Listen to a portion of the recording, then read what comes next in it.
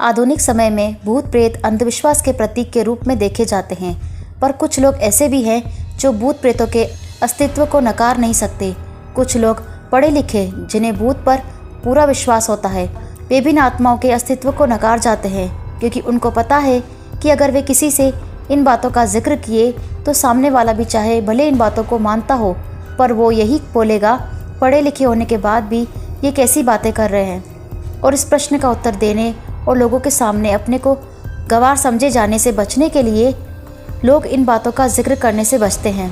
बात कोई 15-16 साल पहले की है। मैं जिस जगह पर काम करता था वहीं पास में एक फ्लैट किराए पर लिया था। इस फ्लैट में मैं अकेले रहता था।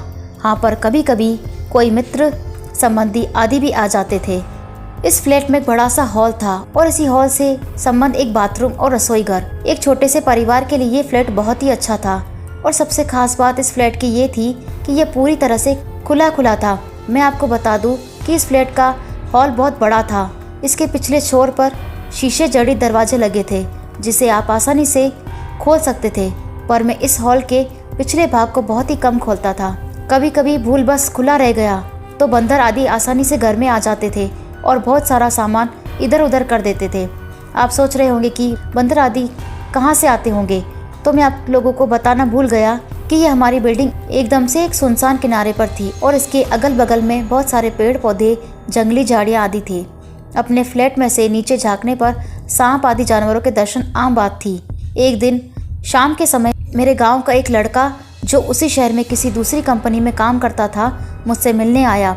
मैंने उसे कहा कि आज तुम यहीं रुक जाओ और सुबह यहीं से ड्यूटी पर चले जाना, पर वो बोला कि मेरी ड्यूटी सुबह 7 बजे से होती है, इसलिए मुझे 5 बजे जगना पड़ेगा और आप तो 7-8 बजे तक सोए रहते हैं, तो कहीं मैं भी सोया रह गया तो मेरी ड्यूटी नहीं हो पाएगी।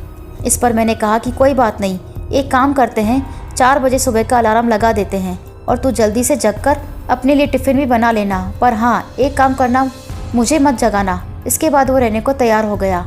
रात को खा पी कर लगभग 11:30 बजे तक हम लोग सो गए। हम दोनों हॉल में ही सोते थे।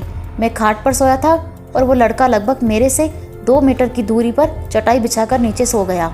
एक बात और, रात को सोते समय मैं भी हॉल में 0 वाट का बल्ब जलाकर रखता था। अचानक लगभग रात के 2 बजे मेरी नींद खुली। यहाँ मैं आप लोगों को बता दूं कि वास्तव में मेरी नींद खुल गई थी, पर मेरी नज़र लेटे लेटे ही किचन के दरवाजे की ओर चली गई। मैं क्या देखता हूँ कि एक व्यक्ति किचन का दरवाज़ा खोलकर अंदर गया और मैं कुछ बोलूँ उससे पहले ही फिर से किचन का दरवाज़ा धीरे धीरे बंद हो गया। मुझे इसमें कोई हैरानी नहीं हुई, क्योंकि मुझे पता था कि गांव वाला लड़का ड्यूटी के लिए लेट ना हो इस चक्कर में जल्दी जग गया होगा। बिना गांव वाले बच्चे की ओर देखे ही ये सब बातें मेरे दिमाग में उठ रही थी। पर अरे ये क्या, फिर से अचानक किचन का दरवाज़ा खुला और उसमें से एक आदमी निकलकर बाथरूम में घुसा और फिर बाथरूम का दरवाज़ा बंद हो गया।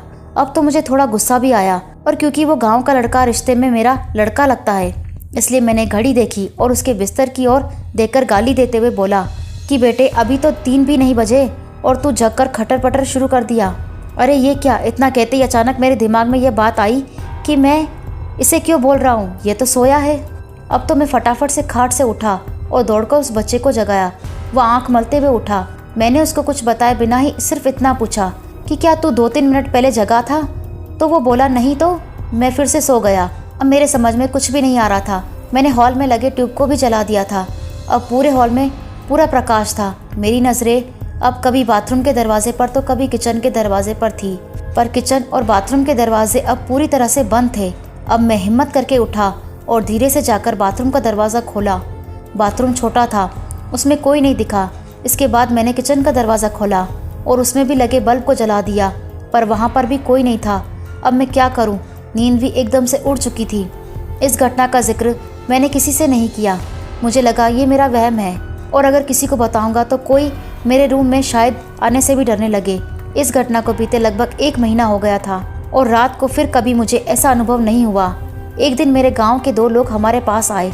उनमें से एक को विदेश जाना था और दूसरा लड़का उनको छोड़ने आया था।